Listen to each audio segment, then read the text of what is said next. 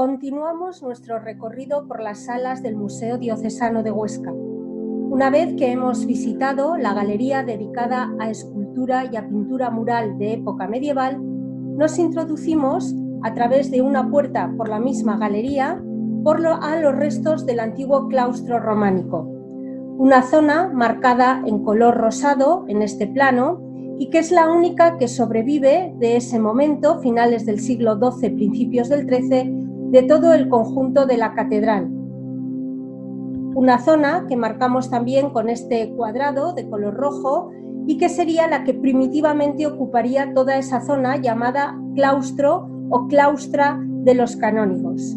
Además de la galería que vamos a pasar a ver a continuación, donde sobreviven restos arquitectónicos de época románica, también sabemos que sobrevivió la puerta que comunicaba con la catedral y que es la misma que vimos en esa galería anterior de época gótica. Una puerta que fue reutilizada, que se respetó y que en un principio formaba parte de todo este mismo conjunto románico. A través pues de esta galería, a través de donde nos indica la flecha verdosa, nos vamos a introducir entre los muros, los capiteles y los restos que nos quedan de ese viejo claustro románico. Al girar esta primera galería, esta primera crujía a mano izquierda, descubrimos la otra que nos queda en pie, donde ya vemos cómo se conservan arcos de medio punto, capiteles, columnas de estilo plenamente románico. Como digo, este claustro debió ser levantado junto a la antigua mezquita catedral y reutilizando espacios también de la misma mezquita, del patio de dicha mezquita. Por eso, parte de sus muros y parte de sus sillares parece que son de época andalusí y que fueron reutilizados de esa parte islámica más antigua. Vamos a ver a través de planos, de esquemas, de dibujos didácticos realizados por historiadores y por estudiosos de esta parte de la catedral, como lo fueron Antonio Durán y Antonio Naval, cómo sería ese primitivo claustro románico del que únicamente sobrevive estas dos galerías. Un claustro que sirvió para distribuir otra serie de dependencias que tenía alrededor. Un claustro y unas dependencias que fueron habitadas por las primeras comunidades de canónigos de la propia catedral. Unos canónigos que vivían bajo regla, la de San Agustín, y que por lo tanto, por ser canónigos regulares, tenían sus dependencias para su vida en común junto a la propia catedral. En el lado norte del edificio construyeron una serie de infraestructuras para poder vivir como dormitorios, refectorio o comedor común, enfermería, capítulo o sala capitular y todas ellas, como digo, distribuidas a través de ese antiguo claustro, del que únicamente, insisto, sobrevive esta galería y restos todavía en estado de ruina en el norte de esa misma galería, pero que nos están transmitiendo cómo esas primeras comunidades de canónigos de la Catedral de Huesca, ese primer capítulo, vivió hasta prácticamente principios del siglo XIV, 1302, en que se secularizaron, en que dejaron de usar parte de estas dependencias, unidos en el entorno de este lugar. De este claustro vemos ahora más de cerca esta panda, esta arquería que queda en pie, con arcos de medio punto y también con estos hermosos capiteles románicos donde vemos una decoración vegetal a base de palmas, a base de roleos y de otra serie de elementos que le dan pues esa belleza y esa austeridad y fuerza que tiene el arte típicamente románico. Algunos de estos capiteles aparecieron descontextualizados en el transcurso de las obras de rehabilitación de toda esta zona. Aparecieron enterrados entre escombros y se tuvieron que colocar en este mismo lugar, pero sin concretar cuál era su punto original. Un claustro que vemos además a través de estas hermosas arquerías deja ver el patio exterior, que en un principio fue fosal, fue lugar de enterramiento y que ahora está adaptado como pequeño jardín, como zona verde que ilumina con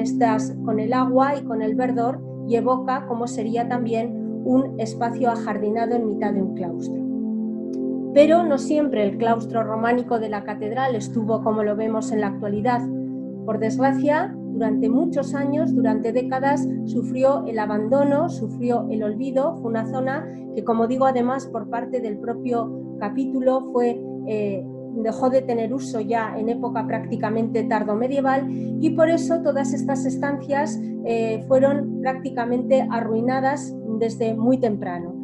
Como vemos, ruina, escombros, maleza, que lo iba invadiendo todo y que convirtió este lugar en un lugar abandonado y olvidado dentro de la ciudad de Huesca, siendo en cambio uno de los más singulares y más antiguos de toda nuestra ciudad. Es muy importante señalar en este punto cómo este claustro y todos estos restos románicos fueron recuperados gracias al convenio que el Obispado de Huesca mantuvo con el Ayuntamiento de la ciudad, una escuela municipal, la Escuela Taller Joaquín Costa, que en 2 etapas diferentes fue capaz de rehabilitar todo este entorno a través de alumnos que aprendieron el oficio de albañilería, de cantería, y que recuperaron con gran esfuerzo, pero con una excelente técnica, todo lo que en la actualidad podemos disfrutar. Vemos vistas de cómo estaba el claustro antes y cómo lo encontramos en la actualidad, y nos sorprende el trabajo minucioso y artesanal que hicieron esta escuela taller, que hicieron estos arquitectos con estos alumnos, capaces de recuperar estos espacios que ahora vuelven a ser disfrutados en la ciudad de Huesca después seguramente de cientos de años.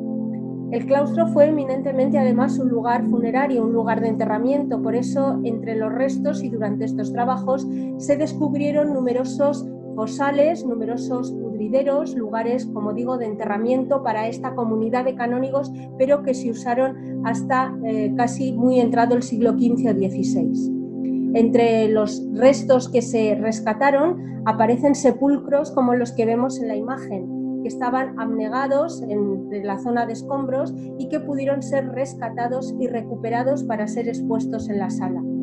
También abundantes laudas sepulcrales que nos recuerdan y nos hablan de enterramientos de antiguos infanzones, priores, limosneros, canónigos de la propia catedral. La mayor parte de ellos son ya del siglo XIII. Hechos en piedra arenisca, algunos conservan además relieves y decoraciones que nos hablan de ese gusto por lo ornamental que tiene también el arte medieval. Y de alguna manera, manteniendo este carácter funerario que tuvo el claustro de la catedral, se ha querido exponer en estas mismas galerías otras lápidas y laudas que nos recuerdan enterramientos ya de época más moderna, pero que proceden de todo el contexto de la propia catedral. La lápida, por ejemplo, de Faustino Cortés, vizconde de Torresecas, hecha en alabastro y que estaba originalmente dentro de la propia catedral, donde quiso ser enterrado este noble, que tuvo además un gran protagonismo y fue protector y benefactor de la Iglesia ostense durante todo el siglo XVII. Entre otras cosas, patrocinador y protector de la Basílica de San Lorenzo, donde patrocinó la mayor parte de la decoración y de la construcción de su sacristía.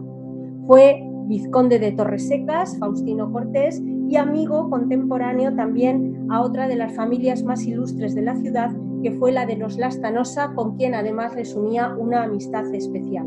Aparece en su sepultura vestido como caballero, con su escudo y un pequeño perro a los pies, que es símbolo de la fidelidad y de la nobleza de este ilustre personaje.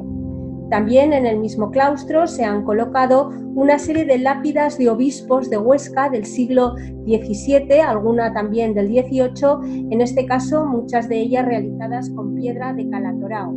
Estas lápidas proceden del presbiterio de la Catedral de Huesca, concretamente de este punto, donde vemos, antes de la restauración de la catedral, cómo había también lápidas delante del propio altar mayor. Lápidas de obispos más modernos de los siglos XIX y principios del XX, que tuvieron que eliminar estas otras más antiguas para poder colocar las que vemos en la imagen. Muchas de ellas aparecieron, como digo, entre los escombros y entre las zonas del entorno de este claustro románico y han sido restauradas y recuperadas para ser expuestas.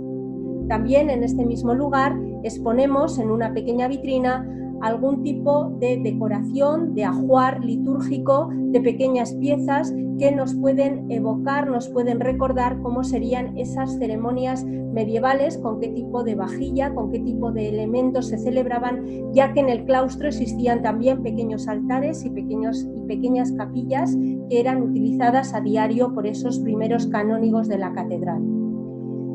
Hay también alguna pieza arqueológica de interés, como el caso de estas dos cabezas romanas de mármol,